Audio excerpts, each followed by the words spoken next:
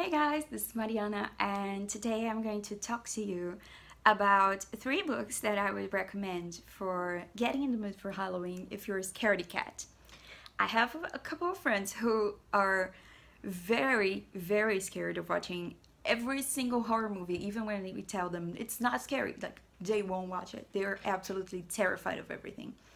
But it's October, it's almost October, and I think it would be nice to have some thrillers or sort of horrorish stories that readers who are terrified of most thrillers or horror stories could actually read. So these are my 3 tips, my 3 reading recommendations if you're just too scared of everything and still want to get in the mood for Halloween. So the first book I have to recommend to you guys is Truly Devious by Maureen Johnson. This is the first book in a series, and it follows our main character, who is a student who's given a scholarship to this very prestigious school. And the school gives scholarships to people who show some sort of talent or gift in a certain area of knowledge. And in the case of our main character, it is in investigating and learning about crimes and writing about crimes and understanding what happened in them. And she goes to the school with the goal of finding out what happened 30, I think, years ago, when the daughter and wife of the school's founder were abducted. The crime was never solved, and there were, back in the day, letters were written signed Truly Devious by the person who committed the crime, and still this person was never caught.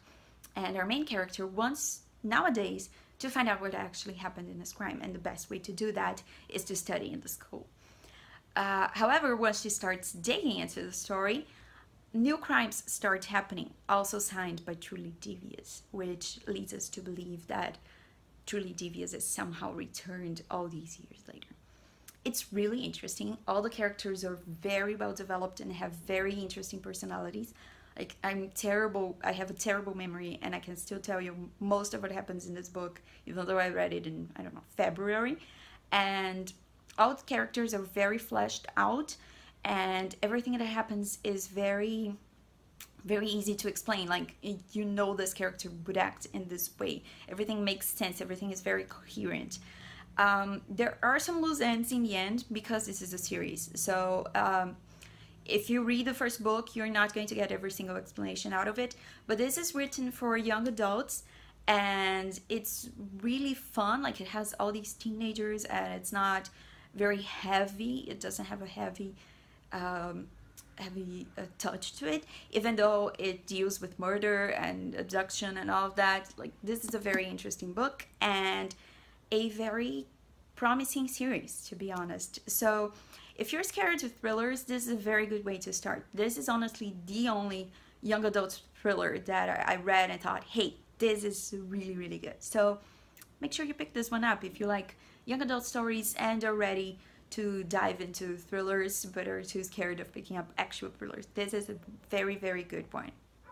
The second recommendation I have, if you're a bit too scared to read actual thrillers but still want to get in the mood for Halloween, is Liane Moriarty. Basically anything by Liane Moriarty. But I'm going to recommend Truly Madly Guilty by her, which is her latest book. A new one is about to come out, but as of right now, her latest book is this one.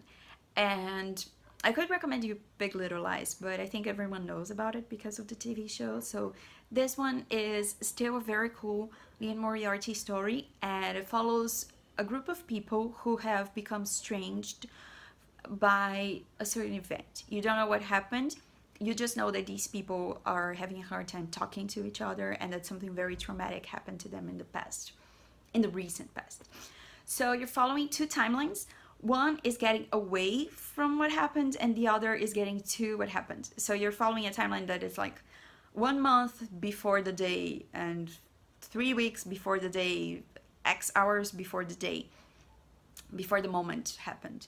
And the other timeline is getting away from it, like 1 month after, 2 months after. And it's sort of great because you're actually very interested in piecing everything together and finding out what the actual puzzle is, what actually happened, and the ending is very satisfactory. Leon doesn't like build all the suspense for nothing. It's an actually very traumatic event, and it's handled perfectly. Like every character has this very believable personality. These people feel like made of flesh. They're made of flesh and bone. You know, you could actually recognize them in the streets, and all of these characters react in such personal ways to this certain event, to this certain thing that happened. It's very interesting, very believable, and it doesn't have like a killer or some sort of monster. So this is what is called domestic thriller, I believe. Nowadays there is this whole thing about domestic thrillers. But with Moriarty, it's more than just a main character with bad memory or with, you know, some sort of traits that makes them unreliable. It's more about people and what happens to them and about the tiny horrors of everyday life. So much like Big Little Lies, this focuses on the effects that traumatic events can have on these people, and it's still very lighthearted and very, it's, I think Leon Moriarty is sometimes very associated with chick lit, but that's not really the case. I think this is a book very much for everyone, and not only, and it surpasses being a thriller. You know what I mean? Like, this is more than a thriller. This is very much literary fiction in that way, that it goes beyond finding out what happened and who did it, and, you know, some sort of mystery. It's more than a mystery. It's an actual story about people and feelings and how they evolve. So I very much recommend this one, especially if you watched and liked Big Little Lies or read the book and liked it. Leon Moriarty is is a very prolific author, and from what I've read, her other books are also very highly rated. And yeah, I think this is a very cool one. My last recommendation, if you're usually scared but want to get in the mood for Halloween, is the Mediator series by Meg Cabot. Meg Cabot is more famous for having written the Princess Diaries series, but this is just as good a series as that one. And it tells the story of a girl who can talk to ghosts and who is basically pestered by them until she solves whatever it is that's holding them to this world. And Susanna, I think, she goes to school in a new city, and she has decided that her ghost days are past her and that she wants nothing to do with them, and that she's just going to leave to live a normal teenager's life. However, when she gets to her new house, her room is haunted by a ghost called Jesse. And Jesse, oh, ultimate crush, Jesse. Jesse is this guy who's also not in the mood for leaving this world, and decides that he might just as well accept that Susanna is there as long as it doesn't bother him. However, it seems that Susanna's life is not going to be so easy, as a vengeful spirit decides that she is getting in its way to revenge.